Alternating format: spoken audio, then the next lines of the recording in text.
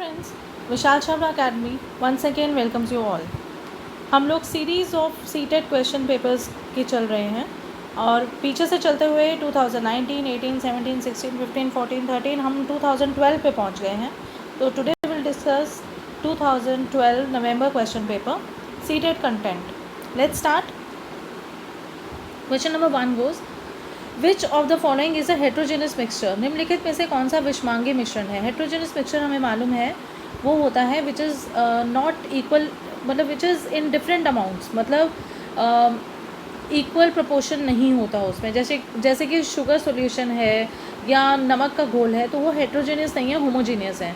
Heterogeneous होता है जैसे सैंड वाटर हो गया या चॉक पाउडर वगैरह हो गया, which is a mixture of various things. ठीक है, अब इसमें अगर देखा जाए तो ब्रास है, स्टेनलेस स्टील है, आयोडाइज्ड टेबल सॉल्ट है, लेकिन जो गुब्बारे से भरी वायु है, air filled in a balloon, उसमें बहुत सारी गैसेस होती हैं। आपको मालूम है नाइट्रोजन होती है जो कि 78% होती है। ठीक है, उसके बाद फिर ऑक्सीजन होती है, CO2 होता है, बहुत सारी चीज़ें जो हैं एयर में होती हैं। तो ऑब्वियसली जब आप air filled in a balloon होगी तो ये सारी गैसेस का समावेश उसमें होगा। सो we will go with the option number 1, which is absolutely right. Now we go to the second question. A magnet is rolled in a mixture of iron fillings and sulfur powder. किसी चुंबक को लोह रतन तथा sulphur powder के मिश्रण में फिराया गया। It is observe that, प्रेक्षण करने पर यह पाया गया कि first iron filings get attracted to the north pole and sulphur to the south pole of the magnet, कि जो लोह रतन चुंबक के उत्तर ध्रुव तथा सल्फर दक्षिण ध्रुव की ओर आकर्षित होते हैं। Second, iron filings get attracted to the south pole and sulphur to the north pole, कि लोह रतन जो है वो चुंबक के दक्षिण ध्रुव तथा सल्फर उत्तर ध्रुव की ओर आकर्षित होते हैं। तीसरा, only the iron filings get attracted equally to both poles of magnet, क्या दोनों ध्रुवों की ओर आकर्षित होते हैं। या फिर iron filings get attracted to both poles and sulphur clings in the middle of the magnet, लोह रतन दोनों ध्रुवों में आकर्षित होते हैं तथा सल्फर चुंबक के बीच चिपक जाती है। देखो ऐसा है, we know that a magnet जो होती है that attracts iron filings and sulphur powder को तो बिल्कुल वो नहीं करेगी। ठीक है, और जहाँ जो सबसे ज़्यादा हम जो मैग्नेटिक पावर होती है वो पोल्स में होती है। तो हमारा जो ये फर्स्ट ऑप्शन है वो भी गलत आएगा, सेकंड भी गलत आएगा और थर्ड भी गलत आएगा। सिर्फ हमारा जो सही ऑप्शन होगा वो कि iron filings get attracted to the both poles and sulphur clings in the middle of the magnet. ठीक है, कि भाई सबसे ज़्यादा मैग्नेटिक पावर पोल्स में है तो सबसे ज़्यादा आयरन फिलिंग्स वहीं अट्रैक्ट होंगे और जो नॉन मैग्नेटिक है वो बीच में रहेगा। Will go with option number 4। Next question है, if you are asked to project the image of a well lit painting on the wall, which one of the following optical devices would you select for this purpose? यदि आपसे किसी भली भांति प्रकाशित painting के प्रतिबिंब को दीवार पर प्रक्षेपित करने के लिए कहा जाए तो आप इस उद्देश्य के लिए निम्नलिखित प्रकाशीय युक्तियों में किसे चुनेंगे। मतलब आपके पास एक पेंटिंग लगी हुई है वॉल पे और आपको ये कहा जा रहा है कि उसका जो प्रतिबिंब है, मतलब उसकी जो इमेज है वो हमने दीवार पर लगानी है, प्रोजेक्ट करनी है। ठीक है, तो उसके लिए आप व्हाट विल यू यूज़, उसके लिए हम लोग करेंगे प्लेन मिरर तो बिल्कुल भी नहीं हो सकता। ठीक है, कॉन्वेक्स मिरर भी नहीं होगा, कॉन्केव लेंस भी नहीं होगा, कॉन्वेक्स लेंस होगा या फिर जिसे हम उत्तल लेंस कहते हैं वो होगा। और वो क्यों होगा वो मैं आपको बताती हूँ। जो कॉन्वेक्स लेंस है that is use to project the image because when light rays enter a piece of glass, जब लाइट रेज एंटर करती है पीस ऑफ ग्लास में, ठीक है, तो क्या होता है, दे रिफ्रैक्शन हो जाती है और रिफ्रैक्शन की वजह से अगर मीडियम अलग अलग हो तो बेंड हो जाती हैं क्योंकि स्पीड भी अलग है। Now if the glass is shaped certain veg, अगर उसको अलग तरीके से जैसे ये पेन शेप दी गई है, जो इमेज बनेगी ऐसी जब लाइट पास करेगी तो वो या तो स्मॉलर बनेगी या क्लोज़र बनेगी या फार्दर अवे देन ओरिजिनल बनेगी। तो यही तो हमें चाहिए कि हम लोगों को दीवार पे ही प्रतिबिंब को प्रक्षेपित करना है। तो इसी वजह से हम लोग उत्तल लेंस या कॉन्वेक्स लेंस का यूज़ करेंगे। तो option number 4 is the correct answer. Now we come to the next question. In the following table the readings of an odometer at different times of journey are given. नीचे सारणी में किसी यात्रा के विभिन्न समयों पर ओडोमीटर के पाठ्यांक दिए गए हैं। ठीक है, तो इसमें यह टाइम दिया हुआ है, ओडोमीटर की रीडिंग दी हुई है, तो हम लोगों को स्पीड निकालनी है। अब हमें मालूम है स्पीड का फॉर्मूला क्या होता है, स्पीड का फॉर्मूला होता है डिस्टेंस अपॉन टाइम। ठीक है, अब यहाँ पे जो डिस्टेंस है वो 6712 माइनस 6640 है। ठीक है, यही है, तो ये कितना हो गया 72 मीटर्स, 72 किलोमीटर्स। अब 72 किलोमीटर्स को हम मीटर्स में बदलेंगे तो 72,000 मीटर हो जाएगा। ठीक है, और यहाँ पे 8 से 10 मतलब 2 घंटे हैं, और 2 घंटे में 3600 सेकेंड होते हैं, ठीक, यही होते हैं। तो फिर ये क्या हो जाएगा, हमारे पास आ जाएगा इसका 3600 से यहाँ कट गया 36 सेकंड, 36 दूनी 72, 0, तो 2 1 2 0, तो हमारे पास 10 ऑप्शन आ गया, option number 1 which is the correct answer. Okay, I hope it's clear to you, but if you have any queries, any question, you can ask me in the comment box, and you can watch my videos for the better illustration, better description. We come to the next question. An object of mass 5 kilograms is sliding on a smooth frictionless horizontal surface with a constant velocity of 10 metre per second. ठीक है, 5 kilogram द्रव्यमान का कोई पिंड जो है वह किसी चिकने घर्षण रहित क्षैतिज पर 10 मीटर प्रति सेकंड के नियत वेग से फिसल रहा है। The force required to keep the object moving with the same velocity is, तो इस पिंड को इस वेग से गति करने के लिए आवश्यक बल क्या होगा। अब क्या होता है ना, अब इसमें बच्चे क्या करना शुरू कर देते हैं, F = ma करके ना थोड़ा कंफ्यूज होना शुरू हो जाते हैं कि भाई यहाँ पे वेलोसिटी दी हुई है तो एक्सेलरेशन निकल जाएगी, मास जो है ये वाला फॉर्मूला लग जाएगा। लेकिन सबसे बड़ी बात यह है कि अगर कोई ऑब्जेक्ट फ्रिक्शन लेस सर्फेस पे चल रहा है, घर्षण रहित सर्फेस पे चल रहा है, तो फोर्स की ज़रूरत है कहाँ, we don't need a force. जब बिल्कुल कोई चीज़ फिसल रही है तो आपको उसको धक्का, एक चीज़ पहले ही फिसल रही है, आप उसको और धक्का दोगे, there is no need of any force, right. So will go with option number 1, 0 newton is the right answer. Now we come to the next question. Select the correct sequence of the parts in the human alimentary canal. मानव के आहार नाल के विभिन्न भागों के सही क्रम का चयन करना है। देखिए, माउथ है, 4 ऑप्शन हैं इसमें, माउथ है, ईसोफेगस है, स्टमक है, स्मॉल इंटेस्टाइन है, लार्ज इंटेस्टाइन है, ठीक है। अब ऑब्वियसली माउथ के बाद क्या होगा, पहले तो सबसे पहले बक्कल कैविटी होती है ना, माउथ होती है, उसके बाद फिर क्या आता है, ईसोफेगस, फिर क्या आता है स्टमक, फिर क्या आता है स्मॉल इंटेस्टाइन, फिर क्या आता है large intestine. So will go with option number 1, mouth, मुख, ग्रसिका, आमाशय, क्षुद्रांत्र, बृहदांत्र, ठीक है, 1 इज़ द राइट आंसर। मालूम है यहाँ डाइजेस्टिव सिस्टम मैंने करवाया हुआ है अपनी वीडियो में, आप वहाँ पे देख सकते हैं क्लिक करके। All human systems are covered in my videos, please go through them, ठीक है। We come to the next question. After physical exercise we sometimes get muscle cramps. व्यायाम के पश्चात कभी कभी हमारी पेशियों में क्रैम्प आते हैं, खिंचाव आते हैं। ये आपको मैंने पहले भी करवाया था, जब ये वीडियोस भी मैंने बताई थी, और पुराने क्वेश्चन पेपर में क्वेश्चन काफ़ी बार आ चुका है। इसमें क्या होता है कि हमारी बॉडी में लैक्टिक अम्ल जो है वो इकट्ठा हो जाता है, और वो किसका कन्वर्ट होता है, पायरुवेट का। पायरुवेट जो है वो एक कंपाउंड है जो कि लैक्टिक एसिड में बदल जाता है, और जो हमारी बॉडी में खिंचाव सा और दर्द सा वो करता है, दर्द प्रोड्यूस करता है।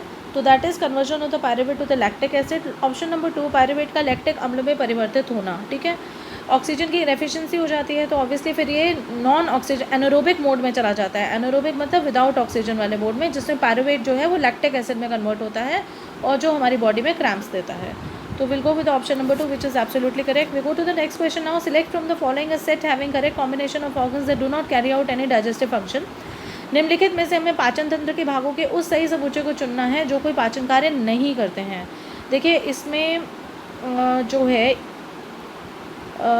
ग्रसिका मतलब ईसोफेगस, बक्कल कैविटी जो कि मुख गोही कहा जाती है, ठीक है, और तीसरा जो होता है रेक्टम, जहाँ से जो वेस्ट है वो बॉडी के बाहर निकलते हैं। इनमें कोई ऐसा नहीं है कि जिनमें यहाँ पे एंजाइम्स निकलें या कोई डाइजेशन का काम कर रहे हों, ठीक है। रोल इनका भी है, ईसोफेगस का काम होता है आगे स्टमक में फूड को आगे भेजना, बक्कल कैविटी में हमारे टीथ भी हमारा ये पूरा माउथ का पूरा ऑर्गन आ जाता है, ठीक है। रेक्टम से डाइजेशन होती है, लेकिन these do not carry out any digestive function, पाचन कार्य नहीं करते। तो will go with option number 1, ग्रसिका, मुखगोहिका, मलाशय, which is the absolutely right answer. Now we come to the next question. The part of the alimentary canal which receives the bile juice from the liver and stores in the gall bladder. आहार नाल का वह कौन सा भाग है जो यकृत से पित्त रस ग्रहण करके इसे पित्ताशय में संग्रहित करता है। आपको मालूम है कि लिवर जो है that is the largest gland of a body, and gall bladder जो है वो स्टोर करता है बाइल को। लेकिन ये करता कौन है, ये बेसिकली लोग ना बच्चे लिख देते हैं, स्टमक का लिख देते हैं, ईसोफेगस और स्मॉल इंटेस्टाइन तो खैर कोई नहीं लिखता। स्टमक और पैंक्रियास में थोड़ी कन्फ्यूजन होती है। तो अग्न्याशय जो होता है वो क्या करता है, ये रिसीव करता है bile juice from the liver, और फिर इसको गॉल ब्लैडर में स्टोर करने का काम करता है। Will go with option number 4 which is absolutely right. We go to the next question. The correct sequence of the complex processes involve in the digestion of the food is. भोजन के पाचन में शामिल जटिल प्रक्रियाओं का सही क्रम क्या है? देखो, सबसे पहले तो हम खाना खाएंगे, अंतर्ग्रहण करेंगे, ठीक, इंजेशन करेंगे, उसके बाद फिर हम उसका पाचन शुरू करेंगे, डाइजेशन करेंगे, फिर हम उसका अवशोषण करेंगे, मतलब हमारी बॉडी में एब्जॉर्ब होगा, फिर उसके बाद स्वांगीकरण, मतलब वो सेल्स में जाएगा, सेल्स के अंदर जाएगा, और फिर उसके बाद जो फालतू का है वो निकल जाएगा, ठीक है। इस हिसाब से देखा जाए तो हमारा ऑप्शन नंबर 2 जो है, अंतर्ग्रहण, पाचन, अवशोषण, स्वांगीकरण, निष्कासन, is absolutely right answer. So we will go with the option number 2. Now we come to the next question. Study the following statements about villi. दीर्घ रूम जो होते हैं हमें मालूम है इंटेस्टाइन में होते हैं, उनका काम इंक्रीजिंग द सरफेस एरिया होता है, फिंगर लाइक प्रोजेक्शंस होते हैं, उनमें ब्लड कैपिलरीज होती हैं, रुधिर जैसे रुधिर वाहिकाएँ का जाल होता है, जिसकी वजह से वो सरफेस एरिया बढ़ जाता है, सतह क्षेत्र बढ़ जाता है, और जिससे एब्जॉर्प्शन और अवशोषण, मतलब एब्जॉर्प्शन मतलब अवशोषण बहुत अच्छे से होता है, ठीक है। तो हमारे पास जो ऑप्शन है, पहला they are finger like projections, बिल्कुल ठीक है। दे हैव थिन वॉल्स, ये भी ठीक है। They have small pores through which food can easily, ये वो समझ नहीं आया, ये गलत है। And they have a network of thin and blood vessels, जो कि जिसकी वजह से सर्फेस एरिया इंक्रीज होता है, ये भी ठीक है। तो our answer should be that covers A, B and D. तो will go with the option number 4 which is absolutely right, D, A, B. चलो फिर नेक्स्ट क्वेश्चन है हमारा, which of the following statements are true about photosynthesis. निम्नलिखित में से कौन से कथन जो है प्रकाश संश्लेषण के संदर्भ में सत्य है? In this process solar energy is converted into chemical energy, बिल्कुल ठीक। जो सौर ऊर्जा है वो रासायनिक ऊर्जा में कन्वर्ट होती है, ठीक है। In photosynthesis carbon dioxide and water are use, बिल्कुल, कार्बन डाइऑक्साइड का भी यूज़ होता है और वाटर का भी होता है। In photosynthesis carbon dioxide is release, बिल्कुल नहीं, कार्बन डाइऑक्साइड तो रिलीज होती नहीं, उल्टा ऑक्सीजन होती है। और चौथा है कि oxygen is release and carbon monoxide is consume. Carbon monoxide तो बहुत जहरीली गैस है भाई, वो तो हो ही नहीं सकती, तो ऑप्शन नंबर 4 भी गलत है. तो we will go with that option which contains both A and B. तो ऑप्शन नंबर 1 बिल्कुल ठीक है, जिसमें ए और बी दोनों हैं. Okay, now we come to the next question. Before playing a sitarist always adjust the tension of a string, tension of the string of the sitar and tries to pluck it suitably. By doing so the sitarist adjusts the. Sitar बजाने से पूर्व कोई भी सितार वादक हमेशा ही सितार की डोरी के तनाव को समायोजित करता है, ठीक है, और उसे उचित प्रकार के झंकृत करने का प्रयास करता है, ठीक है, उसे एडजस्ट करता है. ऐसा करके सितार वादक समायोजित करता है. क्या करता है एक्चुअली, कर क्यों रहा है? ये है the frequency of the string, जो है जो उसकी फ्रिक्वेंसी है, that depends upon its length, उसकी लंबाई के ऊपर डिपेंड करती है. लीनियर डेंसिटी, उसकी कितनी डेंसिटी है, लीनियर डेंसिटी, और जितनी उसकी टेंशन है, ठीक है. Most musical instruments are design to make it easy to quickly change the tension. और ज़्यादातर म्यूजिकल इंस्ट्रूमेंट ऐसे ही बनाए गए हैं जिससे कि फटाफट टेंशन चेंज हो, जिसकी वजह से इंस्ट्रूमेंट जो है वो ट्यून करे, उसकी फ्रिक्वेंसी बढ़े, उसका पिच बढ़े, ठीक है. तो we will go with option number, sitar की डोरी का तारत्व, मतलब उसका जो डोरी का तारत्व है उसको हमें ठीक करने के लिए जो है वो सितारिस्ट ऐसे करता है, पिच ऑफ बढ़ाने के लिए, उसकी झंकृत करने के लिए basically. Okay, now will go with the next question. Potters who carry heavy luggage always have a long piece of cloth with them. Before carrying the load on their heads, they fold the cloth in the shape of the round disc and place it on their heads. भारी बोझा उठाने वाले कुली सदैव ही अपने पास एक लंबे कपड़े का टुकड़ा रखते हैं, और उसको रखने से पहले, किसी भी बोझ को रखने से पहले, वे इस कपड़े को गोल चक्ति की आकृति में लपेटकर अपने सर पर रखकर फिर उस पर बोझ रखते हैं, ठीक है. वो ऐसा क्यों करते हैं? वो ऐसा इसलिए करते हैं ताकि उनका एरिया जो है वो बढ़ जाए. सरफेस एरिया बढ़ेगा तो ऑब्वियसली कोई चीज़ जो है वो हम लोगों को भारी कम लगेगी, ठीक. दूसरा ये है, अपने सिर पर बोझ द्वारा लगाए बल को घटा लेते हैं, नहीं, ये भी गलत है. बोझ का प्रणोद घटा देते हैं, संभवित चोट से अपने सिर का बचाव कर लेते हैं, ऐसा कुछ नहीं है. अगर आप खुद देखिए ना, अगर पतली सी रस्सी आपने रस्सी वाला बैग आपने लिया हुआ है तो वो आपको चुभेगी, लेकिन अगर आपने अपने बैग को चौड़ी पट्टी वाली वो चौड़ी पट्टी है आपके बैग की, तो उसको आप अगर कंधे पे टांगोगे तो वो आपको इतनी नहीं चुभेगी, क्योंकि उसका सरफेस एरिया इंक्रीज़ हो गया, सतह जो क्षेत्र है वो इंक्रीज़ हो गया, जिसकी वजह से वो सारा का सारा दाब जो है ना वो हम लोगों के ऊपर कम लगता है, ठीक है, प्रेशर कम पड़ता है हम पे. तो that is the right answer for question number 74. The option 1 is absolutely right. Now we come to the next question. Yes, this is actually the pedagogical question as well as content question, so we will take this question. Some dinosaurs had feathers, although they could not fly. But birds have feathers that help them to fly. In the context of evolution this means that कुछ dinosaur के पर थे, यद्यपि वे उड़ नहीं पाते थे, परंतु पक्षियों के पर होते थे जो उड़ने में इनकी सहायता करते थे। इसका मतलब क्या है? इसका मतलब यही है ना कि हमारा जो विकास है वो सरीसृप से हुआ है। रेप्टाइल्स जो हैं वो हमसे पहले आए हैं, हम बर्ड्स जो हैं वो बाद में आए हैं, ठीक है ना। तो birds have evolve from reptiles, पक्षियों का विकास सरीसृपों से हुआ है, ठीक है। इसका एक क्वेश्चन था 74 क्वेश्चन में, हम वो भी ले लेते हैं। 75th question, sorry. For the conservation of the forest a successful strategy is essential, this strategy should involve. वनों के संरक्षण के लिए एक अच्छी कार्यनीति होनी चाहिए, उसमें क्या होना चाहिए? पहला कि वनों के सभी भौतिक एवं जैविक संगठनों के संरक्षण के लिए व्यापक कोई कार्यक्रम होना चाहिए, मतलब कि कॉम्प्रिहेंसिव प्रोग्राम होना चाहिए for the protection of all the physical and biotic components of forest. या सिर्फ शाकाहारियों और उपभोक्ताओं का बचाव होना चाहिए, मतलब हर्बीवोर्स और कंज्यूमर्स का वो होना चाहिए बचाव। या फिर ये है कि protection of animals at high trophic level, मतलब एक ही ट्रॉफिक लेवल का, एक ही मांसाहारियों का प्रोटेक्शन कर दो, बाकी तो सब अपने आप हो जाएंगे। नहीं, ऐसा नहीं है। हम लोगों को एक ऐसा कॉम्प्रिहेंसिव प्रोग्राम बनाना चाहिए, एक ऐसा व्यापक कार्यक्रम बनाना चाहिए जिससे कि सभी संगठनों, सभी भौतिक और जैविक संगठनों का हम लोग प्रोटेक्शन कर सकें, ठीक है। नेक्स्ट क्वेश्चन हम ले चुके हैं। फिर उसके बाद नेक्स्ट आता है geothermal energy is an alternative source of energy. For this energy the most feasible reasons are those. देखिए, भूतापीय ऊर्जा एक वैकल्पिक ऊर्जा का स्रोत है, सबको पता है। मैंने ये कंजर्वेशन ऑफ एनर्जी में करवाया हुआ है, और मैंने बहुत सारे ये टाइप्स ऑफ एनर्जीज जो करवाई थी ये भी अपनी वीडियो में करवाई हुई हैं। आप प्लीज़ उसको एक बार गो थ्रू करेंगे तो आपके लिए बेटर रहेगा। इस ऊर्जा के लिए सर्वाधिक संभाव्य क्षेत्र वे हैं, देखिए, जहाँ पे भूतापीय ऊर्जा होती है, जियोथर्मल एनर्जी होती है, वहाँ पे पानी का होना बहुत ज़रूरी होता है, जिसकी वजह से उसका कोई डैमेज ना हो सके। तो हम लोग वही जगह लेते हैं जहाँ पे पानी ज़्यादा हो। अब तो इसलिए कोयले के खानों के पास तो लेंगे नहीं, थर्मल पावर प्लांट्स वाला भी नहीं लेंगे, और over hotspots in the crust, मतलब जो भूपरपट्टी में तप्त स्थलों के ऊपर है वो भी नहीं लेंगे। तो हम तटीय क्षेत्रों के निकट जहाँ पे कोस्टल रीजन्स हैं, we will go for that option. So option number 1 is absolutely right. Now we go to the next question. 78th question है इसके हिसाब से। Select from the following a set of 3 metals which are found in the free state. देखिए, निम्नलिखित में से 3 धातु के ऐसे समूह को चुनना है जो मुक्त अवस्था में पाई जाती हैं, फ्री स्टेट में पाई जाती हैं। फ्री स्टेट में जो धातु पाई जाती है, या तो फ्री में होनी चाहिए, फ्री नेटिव एलिमेंट जिसको कहा जाता है बेसिकली, वो मेटल होता है जो कि या तो मेटालिक फॉर्म में, या तो प्योर फॉर्म में होता है, या फिर अलॉय फॉर्म में होता है। अलॉय आपको मालूम है एक ऐसा होमोजीनियस मिक्सचर है which of a metal with a metal, या metal with a non metal, right.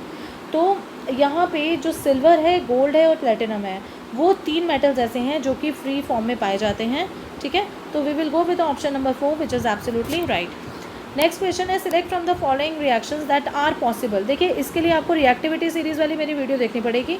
उसमें पूरी वीडियो में मैंने आपको समझाया है कि रिएक्टिविटी सीरीज़ कैसे याद करनी है, कैसी होती है, और क्या उसका सीक्वेंस है। तो उसमें जो ज़्यादा रिएक्टिव मेटल्स होते हैं वो कम रिएक्टिव मेटल को डिस्प्लेस कर देते हैं, लेकिन जो नीचे के मेटल्स होते हैं वो ऊपर वालों को डिस्प्लेस नहीं कर पाते। अब इसमें क्या है कि जैसे जिंक है वो आयरन सल्फेट को डिस्प्लेस कर देता है, ठीक है, और जिंक सल्फेट बना देता है, राइट। इसी तरह से ये जो कॉपर सल्फेट और आयरन है, तो आयरन जो है वो कॉपर को डिस्प्लेस करके आयरन सल्फेट बना देता है, क्योंकि वो ज़्यादा रिएक्टिव है, ठीक। बाकी के दो जो एलिमेंट्स है, ए है और डी है, वो डिस्प्लेस नहीं कर सकते, क्योंकि कॉपर एल्यूमिनियम को डिस्प्लेस नहीं कर सकता, रिएक्टिविटी सीरीज़ में उसका नंबर नीचे है। और इसी तरह ना जिंक एल्यूमिनियम को कर सकता है। So we will go with that option which contains B and C, and for that option number 4 is absolutely right. So we will go for the option number 4। Now the next question is the crop nutrients available in the fertilizers are. उर्वरकों में उपलब्ध फसलों के लिए पोषक तत्व कौन से होते हैं? बचपन से हम पढ़ते आ रहे हैं, आपको मालूम है NPK फर्टिलाइजर्स बहुत इंपॉर्टेंट होते हैं। NPK मतलब नाइट्रोजन, फॉस्फोरस और पोटेशियम।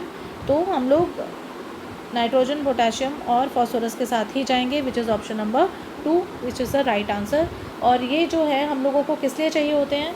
क्योंकि नाइट्रोजन जो होता है वो लीफ की डेवलपमेंट को प्रमोट करता है। फॉस्फोरस जो होता है that plays a key role in the growth of roots, ठीक है, और ब्लूमिंग में, मतलब खिलने में, फ्रूट पैदा करने में फॉस्फोरस का बहुत बड़ा हाथ होता है। और पोटेशियम जो होता है वो रूट्स की ग्रोथ करता है और तनों की डेवलपमेंट करता है। तो इसलिए ये इतने इंपॉर्टेंट माने जाते हैं, इसलिए इनका नाम NPK फर्टिलाइजर्स होता है, ठीक है। I think the content part is over now. That was all for today. नहीं, आई थिंक 2-3 क्वेश्चंस और हैं। एक second, sorry, let me check. Yes, it has been done. And will come with the one more video, क्योंकि 2012 में एक और paper हुआ था, ठीक है, वो हम लोग नेक्स्ट क्लास में करेंगे। और इसमें जो हमारा साइंस कंटेंट का पार्ट है वो सारा का सारा मैंने कंप्लीट करवा दिया है। That was all for today. Thank you so much. Please like, share and subscribe my channel and support me. And दूसरी बात ये कि प्लीज़ प्रेस कीजिएगा बेल आइकन को, ताकि आपको मेरी नोटिफिकेशंस का पता चलता रहे। आप घर में अभी बिल्कुल फ्री हैं, लॉकडाउन में हैं, तो सीटेट का पेपर की तैयारी कीजिए एंड मुझे भी सपोर्ट कीजिए। Till then take care, bye bye.